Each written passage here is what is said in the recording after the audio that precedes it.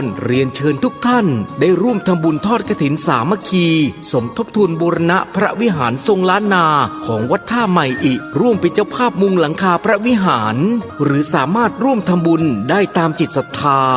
ร่วมทำบุญผ่านทางออนไลน์ได้ที่ธนาคารกรุงศรีอยุธยาเลขที่บัญชี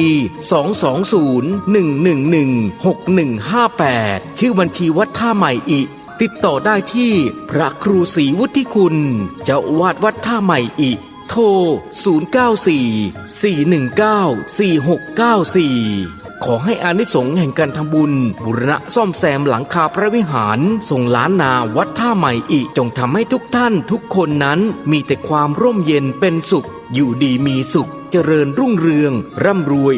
วยทุกท่านทุกคนด้วยเถิด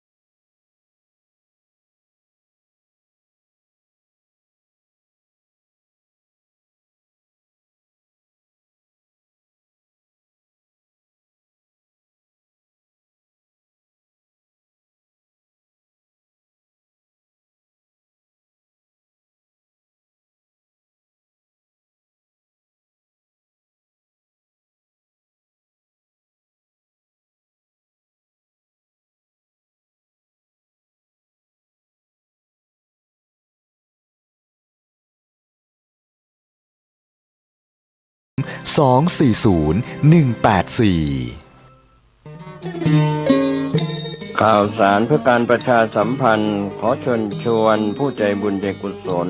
ร่วมทำบุญทอดผ้าป่าสามัคคีประจำปีพุทธศักราช 2568 เพื่อบูรณะวิหารปูพื้นกระเบื้องไวนิลตารางเมตรละ 699 บาทจำนวน 150 ตารางเมตรทำโครงเหล็กป้องกันนกรอบวิหารราดพื้นเททรายล้างหน้าวิหารราวบันไดเหล็กสแตนเลสทาสีรอบวิหารเปลี่ยนระบบไฟฟ้าปรับปรุงทัศนียภาพวิหารบูรณะปฏิสังขรณ์ถาวรวัตถุภายในวัดทอดถวายณวัดดอนตันตำบลเหมืองแก้วอำเภอแม่ริมจังหวัดเชียงใหม่ตรงกับวันเสาร์ที่1พฤศจิกายนพุทธศักราช 2568 ช่วงเช้า 9:39 นาทีเป็นต้นไปก็ขอเชิญชวนศรัทธานักศีลนักบุญทั้งหลายร่วมงานบุญทอดผ้าป่าสามัคคีครั้งนี้เพื่อบูรณะวิหารปูพื้นกระเบื้องไวนิลรวมไปถึงทำโครงเหล็กป้องกันนกรอบวิหารราดพื้นเท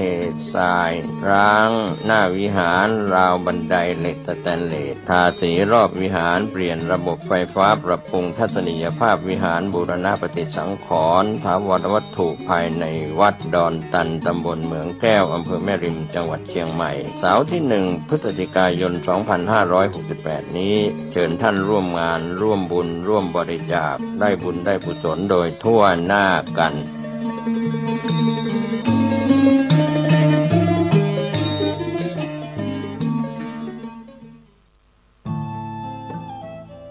ท่านกำลังติดตามรับฟังสถานีวิทยุกระจายเสียงพระพุทธศาสนาแห่งชาติและสังคม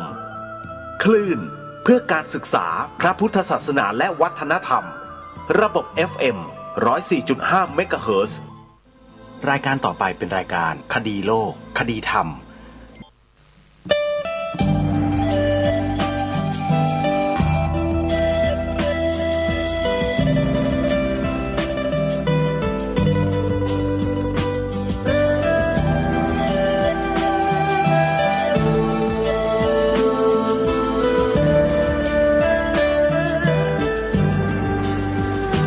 กล้าคิด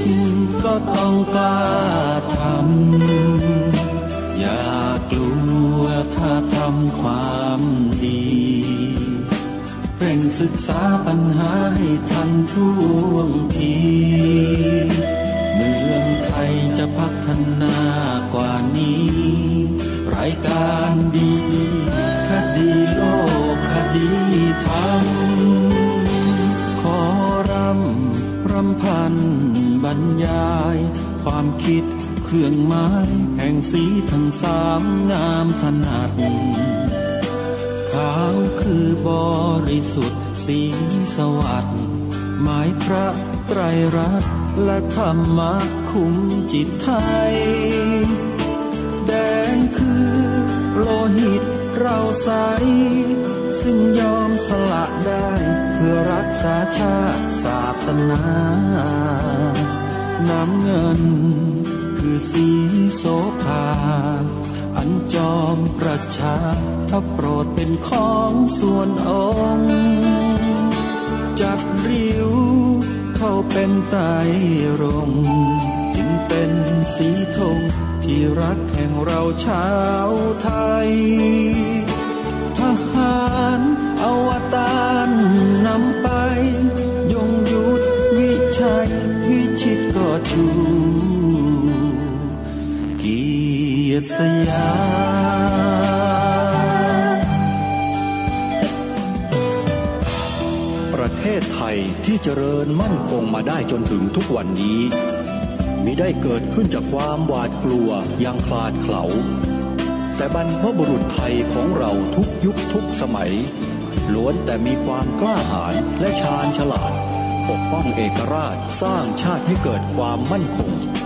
โดยมีธงแห่งพระไตรรัตน์เป็นเครื่องนำชัยจึงเป็นที่มาที่ไปของรายการคดีโลกคดีธรรมกล้าคิดก็ต้องกล้าทำอย่ากลัวถ้าทำความดีเร่งศึกษาปัญหาให้ทันท่วงทีเมืองไทยจะพัฒนากว่านี้รายการดีคดีโลกคดีธรรมรายการดีคดีโลกคดีธรรม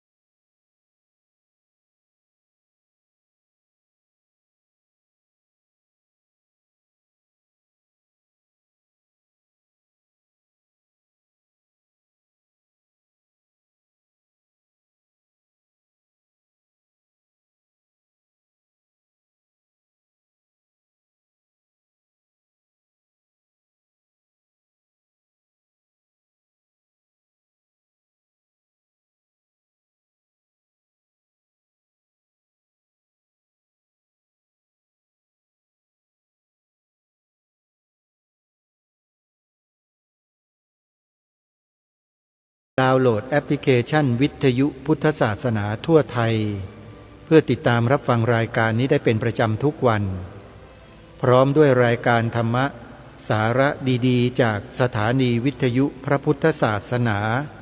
ที่รวมกันอยู่48สถานีทุกภูมิภาคของประเทศไทยท่านผู้ใดแนะนำให้ผู้อื่นดาวน์โหลดแอปพลิเคชันนี้ถือว่าผู้นั้นได้มีส่วนแห่งการให้ธรรมะเป็นทานด้วยการให้ธรรมะเป็นทานชนะ การให้ทั้งปวงองค์สมเด็จพระบรมศาสดาสัมมาสัมพุทธเจ้าตรัสไว้สัพพทานังธรรมทานังชินาติการให้ธรรมะเป็นทานชนะการให้ทั้งปวงจึงขอเรียนเชิญสาธุชนช่วยกันบอกต่อช่วยกันแนะนำผู้อื่นให้ดาวน์โหลดแอปพลิเคชันนี้ไว้ฟังธรรมะจะได้บุญได้กุศลตลอด24 ชั่วโมงวันนี้ขอเริ่มต้นด้วยข่าวประชาสัมพันธ์งานบุญกฐินที่จังหวัดเชียงใหม่และจังหวัด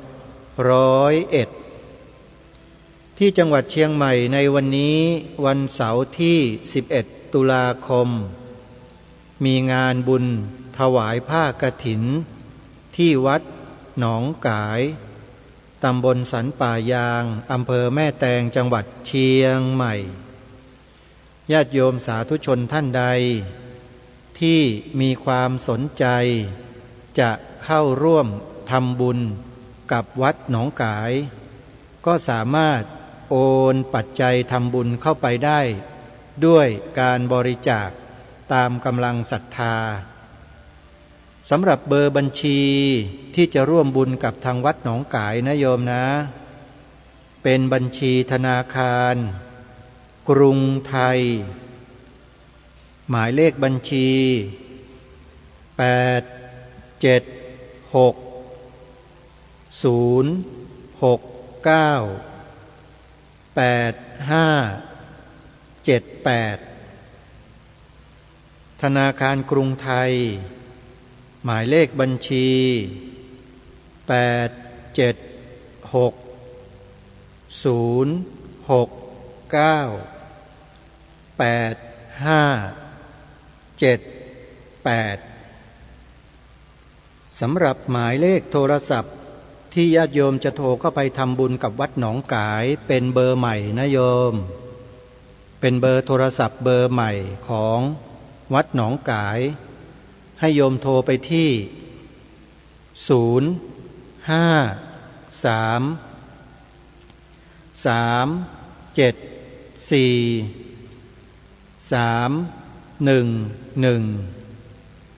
053-374-311หรือโทรศัพท์มือถือ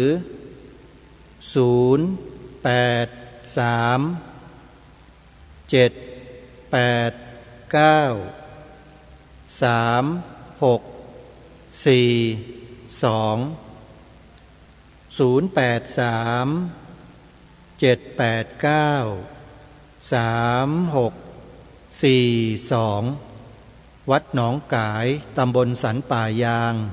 อำเภอแม่แตงจังหวัดเชียงใหม่วันนี้ถวายผ้ากฐินในเวลา13 นาฬิกาหรือบ่ายโมงร่วมบุญกันสร้างอุโบสถทรงเจดีย์พุทธคยาอนุโมทนาสาธุอีกวัดหนึ่งจัดงานบุญกฐินวันนี้วันแรกและวันพรุ่งนี้12เป็นวันถวายนั่นก็คือวัดบ้านปลาคูนวัดบ้านปลาคูนตั้งอยู่ที่ตำบลท่าหาดยาวอำเภอโพนทรายจังหวัด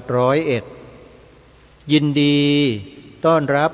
ศรัทธาสาธุชนร่วมบุญกฐินปีนี้วัดบ้านปลาคูนนั้นเป็นสำนักปฏิบัติธรรมและเผยแผ่ธรรมะมีสถานีวิทยุของทางวัดออกอากาศให้สาธุชนได้ติดตามรับฟังเป็นประจำทุกวันมีโอกาสในช่วง2 วันนี้ขอเรียนเชิญเจริญพรญาติโยมที่อยู่ในจังหวัด101และอำเภอบางอำเภอในจังหวัดสุรินทร์จังหวัดศรีสะเกษไปร่วมบุญกฐินที่วัดบ้านปลาคูนด้วยกันนะโยมนะท่านใดจะร่วมบุญโทรศัพท์สอบถามรายละเอียดที่หมายเลข วั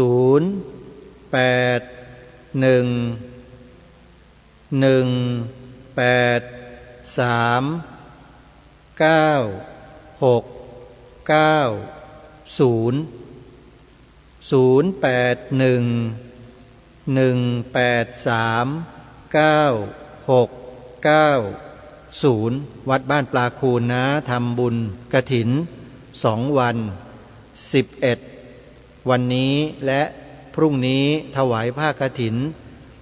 12ตุลาคมสัปดาห์ถัดไปท่านผู้ฟังงานบุญกฐินที่จังหวัดเลยวัดศรีอุดมวงศ์ตำบลศรีสงครามอำเภอวังสะพุงจังหวัดเลยวัดศรีอุดมวงศ์เป็นวัดเผยแผ่พระพุทธศาสนาเป็นสำนักปฏิบัติธรรมดีเด่นเป็นสำนักเจ้าคณะตำบลศรีสงครามเป็นกรรมการต่างๆในงานของจังหวัดเลยเนี่ยหลายตำแหน่งเลยเจ้าอาวาสวัดศรีอุดมวงศ์พระครูดมวรานุวัตรเป็นพระที่มีความขยันขันแข็งอดทนต่อสู้กับงานการท่านจึงพาบรรดาญาติโยมพุทธบริษัทในจังหวัดเลยเนี่ยออกบำเพ็ญบารมีอยู่เป็นประจำญาติโยมก็มีความเก่งกันทุกคนมีน้ำจิตน้ำใจที่ดีงามกันทุกคนเวลาอาคันตุกะเดินทางไปที่วัดศรีอุดมวงศ์เนี่ยก็จะต้อนรับขับสู้ด้วยอัธยาศัยไมตรีที่ดีงามในปีนี้งานบุญกฐินของวัดศรีอุดมวงศ์ก็เช่นกันขอเรียนเชิญเจริญพรญาติโยมสาธุชน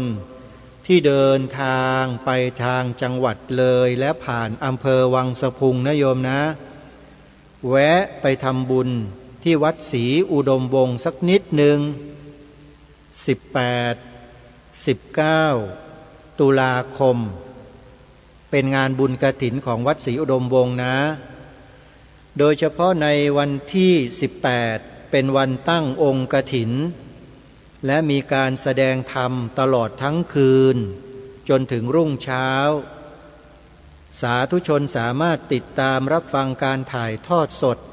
ทางสถานีวิทยุวัดศรีอุดมวงศ์ FM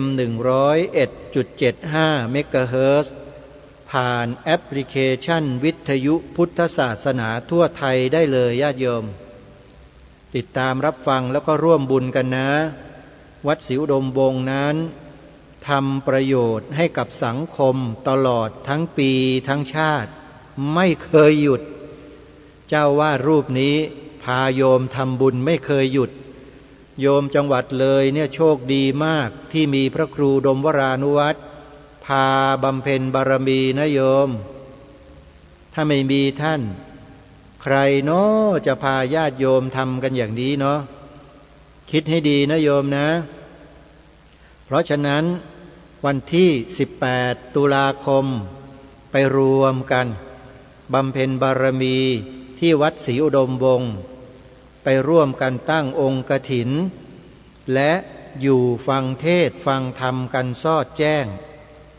แล้ววันรุ่งขึ้น19ตุลาคมก็ถวายผ้ากฐินโดยพร้อมเพรียงกันต่อมาอีกวัดหนึ่งในสัปดาห์ต่อไปก็คือ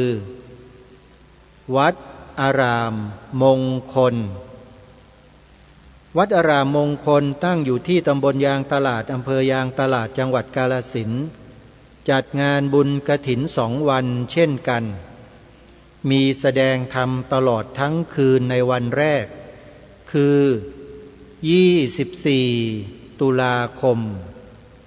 และวันรุ่งขึ้น25ตุลาคมถวายผ้ากฐินท่านใดจะร่วมบุญก็โทรศัพท์เข้าไปที่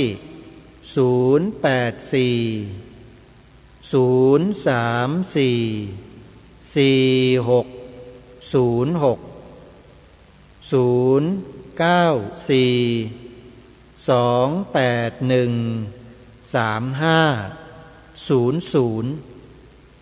ันนี้เป็นเบอร์โทรศัพท์ของวัดอารามมงคลญาติโยมไปร่วมบุญกันนะ24-25 ตุลาคมและอีกวัดหนึ่งอยู่ในตำบลยางตลาดเหมือนกันคือวัดสวนป่าดอนยานางตำบลดอนสมบูรณ์อำเภอยางตลาดจังหวัดกาฬสินธุ์ของท่านพระอาจารย์ปลัดเดชาอาสโพญาติโยมท่านจัดงานบุญกฐิน2 วันเหมือนกันคาบเกี่ยวกับวัดอารามมงคลวัดสวนป่าดอนยานางนั้นจะจัดงานบุญกฐินวันที่25-26 ตุลาคมในคืนวันที่25มีการแสดงธรรมสอดแจ้ง2 วัดนี้รวมทั้งวัดศรีอุดมวงศ์ด้วยอาตมาภาพรับนิมนต์ไปแล้วโยมจะไปแสดงธรรมด้วยนะที่วัดศรีอุดมวงศ์วัดอารามมงคลวัดสวนป่าดอนยานางวัดสวนป่าดอนยานางจัดงานบุญกฐิน2 วันคือ25-26 ตุลาคมคืนวันที่25แสดงธรรมสอดแจ้งไปรวมกันที่วัดสวนป่าดอนยานางกันในวันที่25เยอะๆนะโยมนะแล้วไปพบกันที่นั่นวัดสวนป่าดอนยานางนั้นญาติโยมสาธุชนชาวจังหวัดกาฬสินธุ์ก็จะทราบกันดีว่าท่านเจ้าสำนักพระอาจารย์ปลัดเดชาอาสโพนั้นท่านเป็นลูกศิษย์ของพระอาจารย์สมภพโชติปัญโยอีกรูปหนึ่งที่ทำงานเผยแผ่พระพุทธศาสนาอย่างกว้างขวางแล้วก็นำพาญาติธรรมญาติโยมเราไปปฏิบัติธรรมเฉลิมพระเกียรติในหลายๆพื้นที่ของจังหวัดกาฬสินธุ์มาแล้วเดินธรรมญาตราไปกราบบูชาองค์พระธาตุพนมก็ทำอยู่บ่อยซึ่งกิจกรรมดีๆแบบนี้อาตมาภาพได้พูดคุยปรึกษาหารือกันกับท่านพระอาจารย์ปลัดเดชาแล้วว่าเราจะรื้อฟื้นกลับคืนมาสักครั้งหนึ่งเร็วๆนี้แหละญาติโยมถ้าหากใครต้องการจะทราบข้อมูลนะวันที่25 ตุลาคมนี้ไปร่วมบุญกฐินวัดสวนป่าดอนยานางกันนะโยมแล้วเราก็จะได้ทราบข้อมูลเบื้องต้นว่าต่อไปเนี่ยเราจะกลับมารื้อฟื้นกิจกรรมรวมพลคนรักพระพุทธศาสนากันได้เมื่อไรเราจะรวมกันทำกิจกรรมที่ดีให้เกิดขึ้นให้แก่ชาวจังหวัดกาฬสินธุ์กันอีกครั้งหนึ่งใครที่สนใจก็มาร่วมบุญกันนะทั้งที่วัดอารามมงคลทั้งที่วัดสวนป่าดอนยานางด้วยโยมเพราะต่อไปจะต้องทำงานร่วมกันเราเป็นหนึ่งเดียวกันโยมถึงแม้ว่ารูปร่างหน้าตาความคิดอะไรต่างๆมันจะแตกต่างแต่สิ่งหนึ่งอย่าแตกต่างกันเป็นอันขาดนั่นก็คืออุดมการณ์ร่วมกันอันนี้สำคัญมากอย่าให้สูญหายไปจากจิตใจของเรานะโยมนะบ้านเมืองเราอยู่รอดปลอดภัยเป็นเอกราชนครมาได้ก็เพราะพวกเรารู้รักสามัคคีเป็นน้ำหนึ่งใจเดียวกันมีอุดมการณ์เดียวกันนั่นเองอย่าให้ใครมาหลอกพวกเราให้แตกแยกกันนะอย่ายอมให้ใครมาปั่นหัวพวกเรานะโยมระวังให้ดีนะเดี๋ยวนี้คนที่มันชอบปั่นหัวคนไทยเนี่ยมันมีอยู่ทำให้พวกเราทะเลาะเบาะแว้งกันถกเถียงกันเนี่ยเป็นประจำเลยโดยเฉพาะในสื่อแมลงวันโยมจะเห็นอยู่เป็นประจำเลยเชิญคนนั้นมาเชิญฝ่ายตรงข้ามมานั่งประจันหน้าแล้วก็ยิงคำถามให้ตีกันทะเลาะกัน ฉลาดหรือโง่ถามหน่อยลองคิดดูพิจารณากันดูนะทำอย่างนี้ฉลาดหรือโง่ทำให้คนแตกแยกกันเนี่ยอาตมาภาพไม่เห็นด้วยกับการทำแบบนี้นะโยมแต่ถ้าทำเพื่อประโยชน์ส่วนรวมเพื่อความมั่นคงของสถาบันชาติสถาบันพระพุทธศาสนาสถาบัน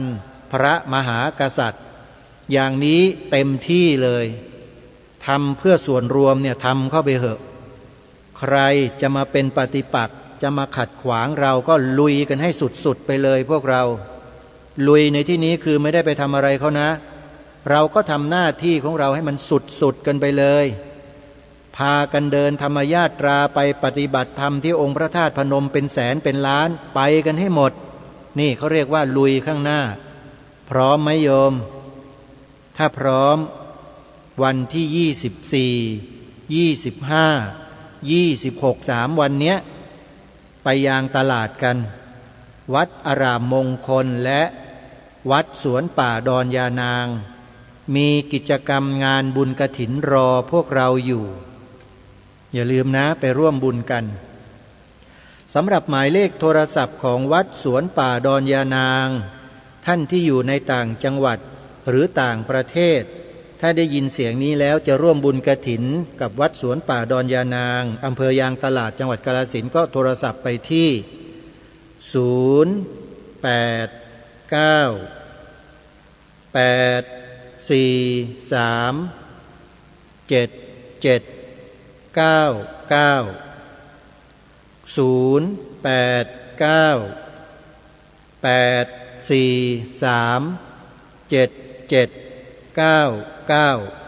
ขออนุโมทนาบุญทุกท่านวัดต่อมาอีกแห่งหนึ่งอยู่จังหวัดเชียงใหม่ญาติโยมทำบุญถวายผ้ากฐินกันในช่วงนี้เหมือนกันวันที่25 ตุลาคมวันเดียวนั่นก็คือวัดฝายหินตำบลสุเทพอำเภอเมืองจังหวัดเชียงใหม่วัดฝายหินเป็นวัดที่พี่น้องชาวจังหวัดเชียงใหม่รู้จักอย่างกว้างขวางเพราะเนื่องด้วยว่าวัดฝายหินนี้เป็นวัดที่มีสถานีวิทยุ FM 104.50 เมกะเฮิรตซ์ชาวจังหวัดเชียงใหม่เปิดรับฟังกันอย่างกว้างขวางมีผู้หลักผู้ใหญ่ในล้านนาหลายท่านเปิดฟังรายการต่างๆของสถานีวิทยุวัดฝายหินเหมือนกับรายการคดีโลกคดีธรรมเนี่ยมีผู้ใหญ่ในล้านนาฟังรายการนี้อยู่ขออนุโมทนาบุญกับทุกท่านด้วยนะโยมนะโยมที่เป็นผู้หลักผู้ใหญ่ที่มีความรู้มีสติปัญญาท่านจะทราบท่านจะเข้าใจรายการคดีโลกคดีธรรมเป็นอย่างดีว่าพูดรายการเช่นนี้เพื่ออะไรแต่ถ้าเป็นคนที่ความรู้อย่างน้อยๆยังไม่ค่อยเข้าใจภาษาที่พูดเนี่ย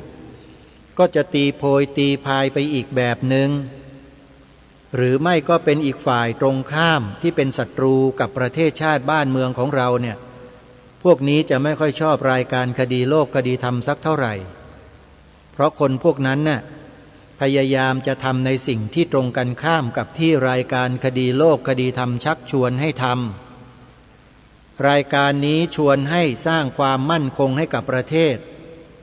แต่คนที่ไม่ชอบรายการนี้เขาไม่ชอบความมั่นคงเขาชอบที่จะตกเป็นทาสผู้อื่นเขาจึงไม่ค่อยชอบรายการนี้เท่าไหร่จริงหรือไม่ก็ไม่ทราบแต่โดยหลักการและเหตุผลแล้วเนี่ยมันน่าจะเป็นไปเช่นนั้นเพราะมีอยู่บางครั้งหรือหลายๆครั้งที่เจ้าอาวาสวัดฝายหินท่านโทรศัพท์เข้ามาแจ้งมาบอกหรือบางทีเราโทรไปท่านก็รับสายแล้วท่านก็บอก ว่ามีคนโทรมาต่อว่ารายการคดีโลกคดีธรรมอย่างนั้นอย่างนี้อย่างนั้น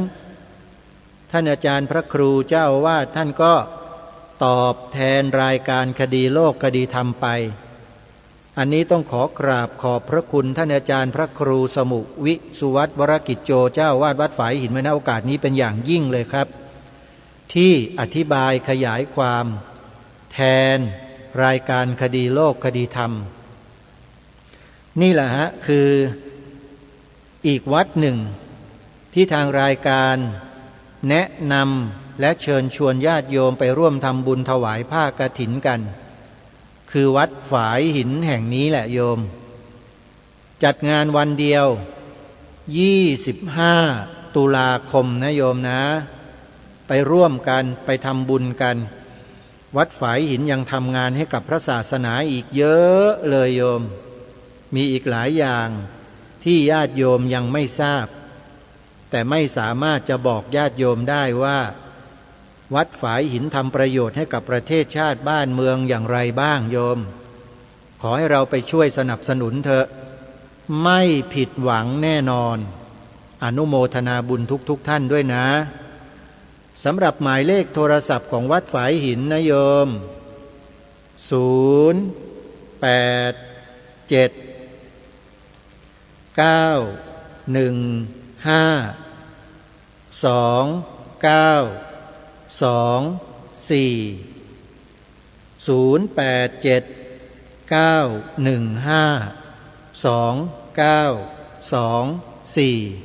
โทรศัพท์ไปทำบุญกันนะทีนี้อีกวัดหนึ่งโยมเป็นกฐินสุดท้ายของปีซึ่งจัดงานบุญกฐิน4 วันมีวัดเดียวนะที่จัดงานบุญกฐินตั้ง4 วันญาติโยมนั่นก็คือวัดสามชุกตำบลสามชุกอำเภอสามชุกจังหวัดสุพรรณบุรีวัดสามชุกนี้เป็นสำนักปฏิบัติธรรมดีเด่นและเป็นสำนักเรียนพระปริยัติธรรมเป็นสำนักเผยแผ่ธรรมทางสถานีวิทยุวัดสามชุกนี้มีสถานีวิทยุของวัด FM 101.75 เมกะเฮิรตซ์ออกอากาศให้สาธุชนได้ติดตามรับฟังเป็นประจำทุกวันรายการคดีโลกคดีธรรมก็ออกอากาศที่วัดสามชุกแห่งนี้ในเวลา10 นาฬิกาทุกวันญาติโยมใครสนใจก็ติดตามรับฟังกันได้วัดสามชุกจะจัดงานบุญกฐิน4 วันวันถวายผ้ากฐินนั้นคือวันที่2 พฤศจิกายนอีก3 วันบวชเนกขัมมะปฏิบัติธรรมไปจนถึงวันที่5 พฤศจิกายนวัดสามชุกจะจัดงานบุญกฐิน4 วันดังกล่าวนี้เป็นประจำทุกปีจำง่ายๆญาติโยมงานวันสุดท้ายคือวันเพ็ญเดือน12น้ำนองเต็มตลิ่งวันสุดท้ายของงานกฐินคือวันลอยกระทงนั่นเองวัดสามชุกจะจัดอย่างนี้เป็นประจำทุกปี4 วันโทรศัพท์เพื่อร่วมบุญกับวัดสามชุกนะ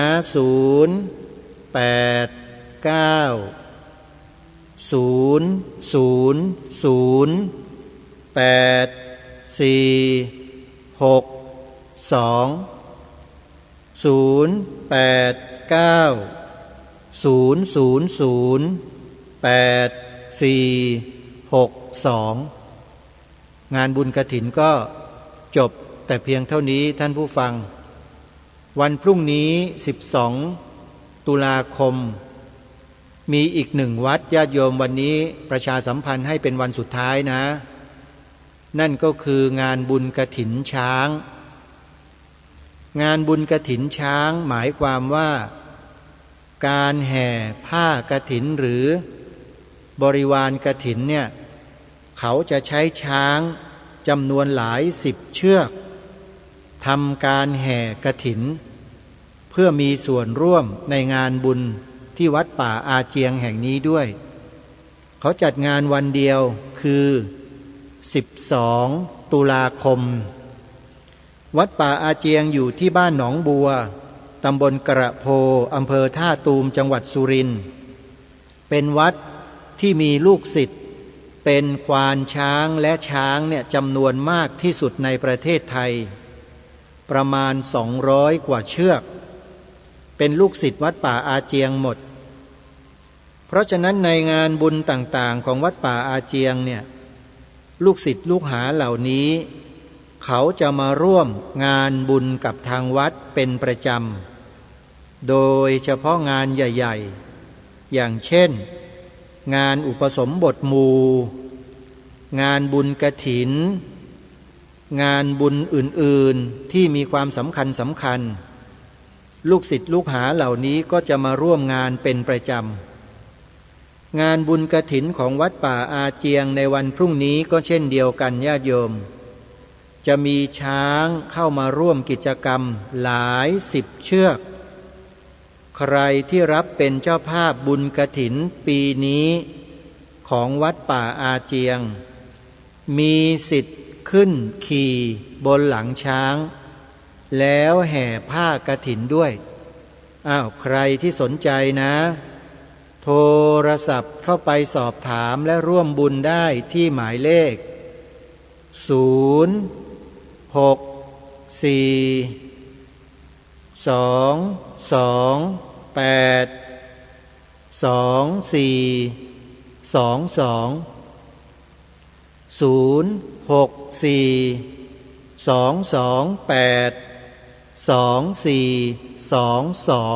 วัดป่าอาเจียงนะอนุโมทนาบุญทุกท่าน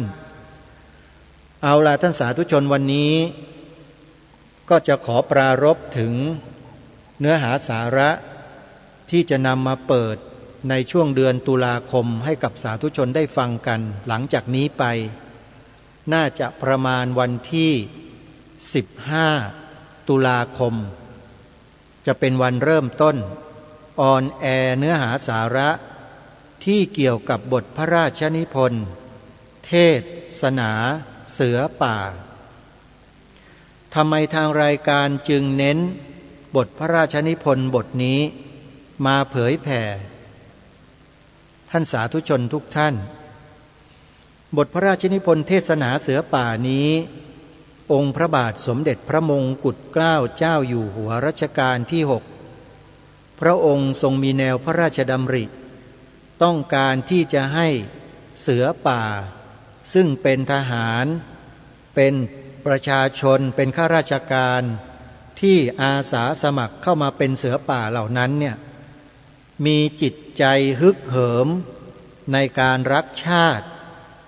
รักพระพุทธศาสนารักพระมหากษัตริย์เสาหลักของประเทศชาติบ้านเมือง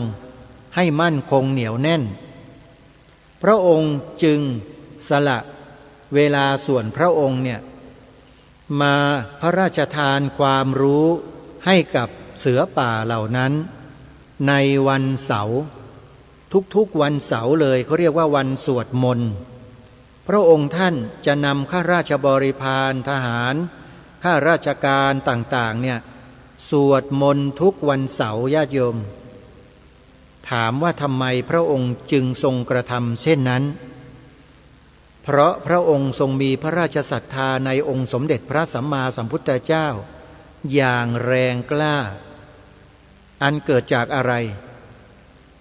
อันเกิดจากปาฏิหาริย์ที่เกิดขึ้นที่องค์พระประถมเจดีย์ญาติโยมซึ่งในบทพระราชนิพนธ์เทศนาเสือป่านี้เนี่ยมีกล่าวถึงเรื่องนี้เอาไว้ด้วยพระองค์ตรัสจากพระโอษฐ์ของพระองค์เองแล้วก็มีผู้ที่จดชาวเลขบันทึกถ้อยพระราชดำรัสของพระองค์เนี่ยเอาไว้เป็นลายลักษณ์อักษรแล้วก็มาจัดเรียบเรียงอักษรทำเป็นตำรับตำราหนังสือขึ้นมาได้ชื่อว่าเทศนาเสือป่าพูดง่ายๆก็คือเป็นพระราชดำรัสตรัสจากพระโอษฐ์ของพระองค์โดยตรงเลย และหนังสือเทศนาเสือป่าที่อยู่ในมือของกระผมและอาตมาเนี่ยองค์พระบาทสมเด็จพระมงกุฎเกล้าเจ้าอยู่หัวได้ทรงตรวจทานเรียบร้อยแล้วและทรงมีพระบรมราชานุญาตให้จัดพิมพ์เผยแพร่ได้อย่างทั่วไปให้หมดเลยเพราะฉะนั้นจึงตกมาอยู่ในมือของพวกเราประชาชนคนธรรมดาด้วยเมื่อทางรายการคดีโลกคดีธรรมได้ทำการศึกษาได้ทำการอ่านอย่างวิเคราะห์หลายรอบแล้วจึงมั่นใจว่าหนังสือเล่มนี้บทพระราชนิพนธ์เล่มนี้ถ้าใครได้อ่านได้ฟังอย่างตั้งใจขอย้ำนะอ่านหรือฟังอย่างตั้งใจแล้วเนี่ยพฤติกรรมในจิตใจของคุณจะเปลี่ยนเลยเปลี่ยนจากร้ายกลายเป็นดีเปลี่ยนจากดีกลายเป็นดีที่สุดดียังไงมีความรักสถาบันของชาติบ้านเมืองยิ่งกว่าเดิมไม่เชื่อสัปดาห์นี้ปลายเดือนนี้ลองฟังดูท่านผู้ฟังรายการไม่ได้โม้นะพูดความจริงแต่ท่านผู้ฟังจะต้องตั้งใจฟังจริงๆนะไม่ใช่ว่าหูฟังแต่ตาไปอยู่ที่อื่นปากก็คุยไปมือไม้ก็ทำนู่นทำนี่ไม่ได้เรื่องนะฮะถ้าอย่างนั้นน่ะอย่างนั้นไม่ได้เรื่องขอบอกว่าไม่ได้เรื่องท่านต้องนั่งนิ่งตั้งใจเป็นสมาธิแล้วฟังให้ต่อเนื่อง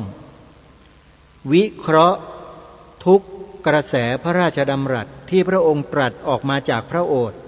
ที่ทางรายการอ่านออกอากาศให้ท่านได้ฟังเนี่ยท่านตั้งใจวิเคราะห์ให้ดีเถอะแล้วท่านจะทราบซึ้งในน้ำพระราชหฤทัยของพระองค์ท่านอย่างมาก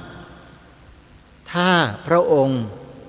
ไม่ทรงตรัสแสดงเทศนาเสือป่าทิ้งไว้ให้แก่พวกเรานะเราจะไม่มีอะไรเป็นเครื่องกระตุ้นจิตใจเราให้มีความสำนึกในความเป็นชาติบ้านเมืองของเราเลยท่านผู้ฟังหาแทบจะไม่มีเลยก็แล้วกันเพราะฉะนั้นเป็นความโชคดีของเราที่เรายังมีลมหายใจได้มาอ่านได้มาฟังบทพระราชนิพนธ์เทศนาเสือป่าเล่มนี้ทางรายการยินดีเป็นอย่างยิ่งที่จะนำมาเผยแพร่ให้กับสาธุชนคนไทยของเราได้สดับรับฟังไปพร้อมๆกันเพราะฉะนั้นตั้งแต่วันที่15ตุลาคมเป็นต้นไปรายการคดีโลกคดีธรรมจะขออัญเชิญบทพระราชนิพนธ์เทศนาเสือป่ามาอ่านออกอากาศในรายการทุกวันไปตลอดจนกระทั่งจบเลยญาติโยมมีอยู่ทั้งหมด20 ตอนน่าจะไปจบเอาต้นเดือนพฤศจิกายนนู่นแหละถ้าใครฟังอย่างตั้งใจนะตั้งใจจริงๆนะจนจบเลยตั้งแต่ต้นจนจบท่านจะทราบซึ้งในน้ำพระราชหฤทัยของพระองค์อย่างยิ่งแล้วอีกประการหนึ่งก็คือท่านจะเข้าใจรายการคดีโลกคดีธรรมมากยิ่งขึ้นจะไม่ตำหนิจะไม่ว่าจะไม่ด่าจะไม่เคืองจะไม่อะไรก็แล้วแต่ท่านจะหยุดเลยเพราะท่านมารู้ความจริงว่าที่รายการคดีโลกคดีธรรมพูดจาอย่างเงี้ยเพราะอะไรแต่ท่านต้องตั้งใจฟังตั้งแต่ต้นจนจบนะแล้วท่านจะทราบซึ้งแล้วท่านจะเข้าใจรายการคดีโลกคดีธรรมว่าทำไมต้องมาเน้นเรื่องนี้ด้วยเรื่องพระพุทธศาสนาเป็นศาสนาประจำชาติไทยของเราสีขาวในธงชาติไทยหมายถึงพระพุทธศาสนาเท่านั้นซึ่งอาตมาภาพและกระผมเนี่ยเชื่อว่าท่านทั้งหลายที่เป็นผู้ฟังเนี่ยบางท่านยังเคลือบแคลงใจกันอยู่ว่ามารณรงค์อะไรเรื่องอย่างนี้ไม่มีอะไรจะพูดแล้วหรืออย่างไงเนี่ยมีบางท่านบางคนนะ ยังมีความคิดและคำพูดแบบนี้อยู่ขอให้ท่านฟังเทศนาเสือป่าให้จบฟังด้วยความตั้งใจแล้วถ้าท่านไม่มีความซาบซึ้งในใจนี่ท่านต้องไปพิจารณาตัวท่านเองแล้วล่ะว่าจิตใจท่านเนี่ยมันกระด้างกระเดื่องแล้วแปลว่าจิตใจนี่ไม่มีความอ่อนน้อมคารวะไม่มีความเมตตากรุณาอยู่ในจิตใจเลยมีแต่ความแข็งกระด้างอาตมาภาพเชื่อว่าถ้าคนไทยจริงๆเนี่ยฟังบทพระราชนิพนธ์นี้แล้วจิตใจจะต้องน้อมลงอย่างไม่มีข้อสงสัยเลยน้อมลงในที่นี้ก็คือยอมรับความจริงยอมรับความจริงว่าที่ประเทศไทยเราดำรงคงมั่นอยู่รอดปลอดภัยเป็นเอกราชนครมาได้จนถึงวันนี้เนี่ยก็เพราะสิ่งที่พระองค์ทรงตรัสไว้ในเทศนาเสือป่านั่นเองท่านจะมองเห็นตรงนี้ชัดเลยมองไปถึงอดีตนู่นอดีตการนานไกลเลยและสามารถมองไปสู่อนาคตอีกเป็นหลายร้อยปีได้เลยจริงๆท่านผู้ฟังถ้าท่านไม่เชื่อท่านลองตั้งใจฟังตั้งแต่วันที่15 ตุลาคมนี้เป็นต้นไปแล้วท่านจะทราบซึ้งใจในน้ำพระราชหฤทัยของพระองค์ท่านพระองค์ท่านคือองค์พระมหากษัตริย์ไม่ใช่คนสามัญอย่างพวกเรานะอย่าเอาความรู้สึกเราเนี่ยไปเทียบกับพระองค์ไม่ได้เลยฮะไม่มีทางพระบารมีของพระองค์นั้นสูงกว่าพวกเราเนี่ยเรียกว่าเทียบกันไม่ติดเลยและพระปัญญาบารมีของพระองค์ท่านก็ทรงสูงส่งนักหนาพวกเราเนี่ยปัญญาแค่หางอึ่งเท่านั้นแหละแค่พวกเราได้สดับรับฟังบทพระราชนิพนธ์ของพระองค์ท่านนี่ก็ถือว่ามีความโชคดีสุดๆแล้วเหมือนกับฟังธรรมจากพระโอษฐ์ของพระสัมมาสัมพุทธเจ้ายังไงอย่างนั้นเลยท่านผู้ฟัง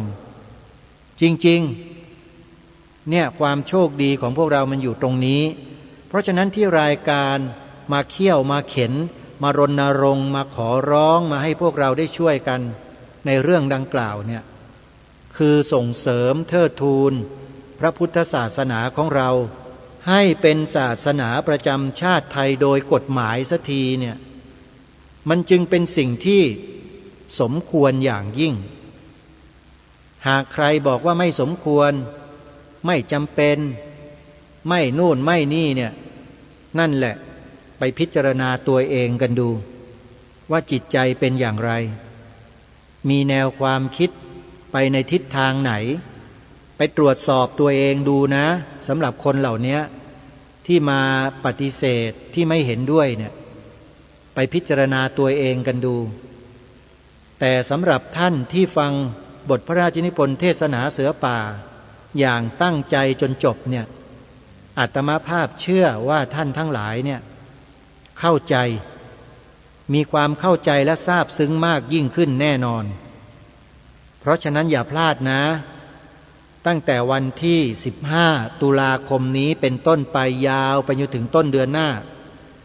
อาตมาภาพจะอัญเชิญบทพระราชนิพนธ์เทศนาเสือป่ามาอ่านให้ท่านทั้งหลายได้ฟังกัน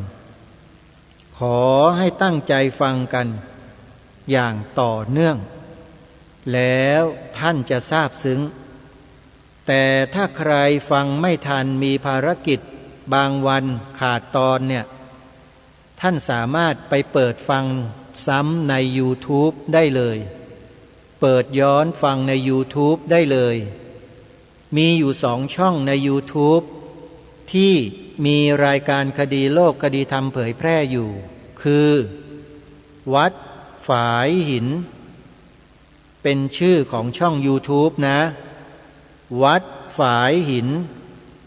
และอีกช่องหนึ่งคือธรรมะภาคเหนือมีอยู่2 ช่องที่เผยแพร่รายการคดีโลกคดีธรรมอยู่ท่านสามารถไปเปิดฟังย้อนหลังกันได้ขอกราบขอบพระคุณครูบาอาจารย์ที่ได้จัดทำเป็นคลิปวิดีโอให้กับรายการคดีโลกคดีธรรม ขอให้ญาติโยมสาธุชนพุทธบริษัทของเราทุกท่านทุกคนนั้นให้มีจิตใจที่ตรงกันเหมือนกันมีอุดมการณ์อันเดียวกันในการที่จะทำรงรักษาไว้ซึ่งความเป็นเอกราชของชาติบ้านเมืองด้วยการเชิดชูเทิดทูนสถาบันหลักทั้งสามของชาติอย่างหนักแน่นและมั่นคงไม่เปลี่ยนแปลงไม่ผันแปรแม้จะมีกระแสอย่างใดอย่างหนึ่งมากระทบจิตใจเราก็ตาม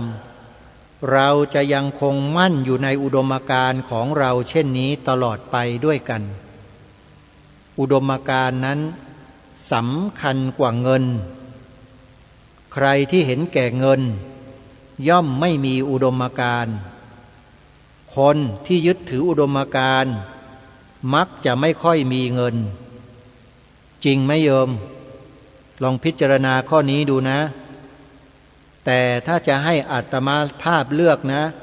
อาตมาภาพเลือกอุดมการณ์ทำไมเลือกอุดมการณ์ก็เพราะบรรพบุรุษของเรามีพระสัมมาสัมพุทธเจ้าพระอรหันต์เจ้าพระอริยเจ้าทั้งหลายเหล่านี้คือบุคคลที่มีอุดมการณ์ทั้งนั้นเลยถ้าท่านเหล่านี้ไม่มีอุดมการณ์ท่านจะบรรลุธรรมกันไม่ได้เลยจะไปสู่ในนิพพานไม่ได้ต้องใช้อุดมการณ์เท่านั้นไม่ได้ใช้เงินซื้อนะนิพพานเนี่ยซื้อไม่ได้โยมตายอย่างเดียวแล้วก็เวียนว่ายตายเกิดอยู่ใน26ภูมินี่แหละไม่ใช่31หรอกเว้นสุทธาวาสภูมิ5ไว้หน่อยเพราะว่าถ้าขึ้นไปที่นั่นแล้วจะไม่เวียนว่ายตายเกิดไปไหนแล้วจะดำรงคงมั่นอยู่ที่นั่นก็มี26ภูมิที่เราเวียนว่ายตายเกิดกันอยู่เนี่ยเราก็ต้องวนกันอยู่อย่างนี้แหละเดี๋ยวก็ลงนรกเดี๋ยวก็เป็นเปรตเป็นอสุรกายเป็นสัตว์เดรัจฉานเป็นมนุษย์แล้วก็กลับไปเป็นเปรตเป็นอสุรกายเป็นสัตว์เดรัจฉานเป็นสัตว์นรกกันอยู่อย่างนี้แหละมันเวียนกันอยู่อย่างเงี้ยเดี๋ยวก็ขึ้นไปเป็นเทวดามันก็อยู่กับทุกกองทุกอยู่เช่นนี้ถ้าไม่มีอุดมการณ์ไปนิพพานไม่ได้เหมือนกันในประเทศไทยเราเนี่ยถ้าคนไทยไม่มีอุดมการณ์รักษาชาติไว้ไม่ได้รักษาความเป็นเอกราชของชาติไว้ไม่ได้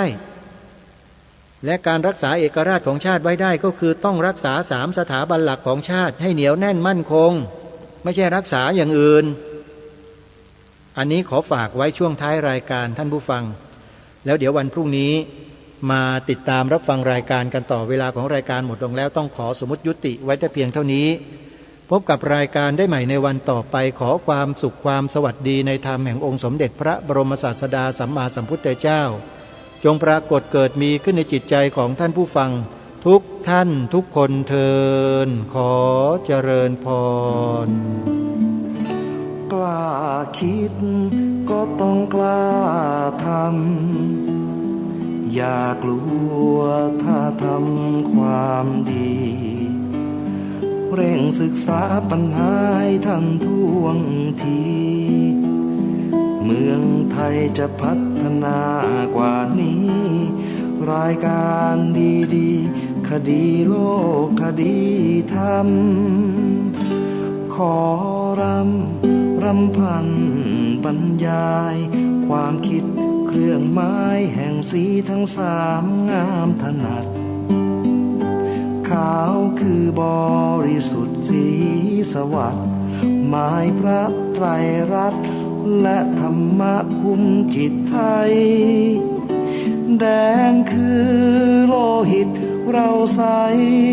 ซึ่งยอมสละได้เพื่อรักษาชาติศาสนาน้ำเงินคือสีโสภาอันจอมประชาถ้าโปรดเป็นของส่วนองค์จัดริ้วเข้าเป็นไตรรงค์จึงเป็นสีธงที่รักแห่งเราชาวไทยทหารอวตารนำไปยงยุทธวิชัยวิชิตก็ชูเกียรติสยาม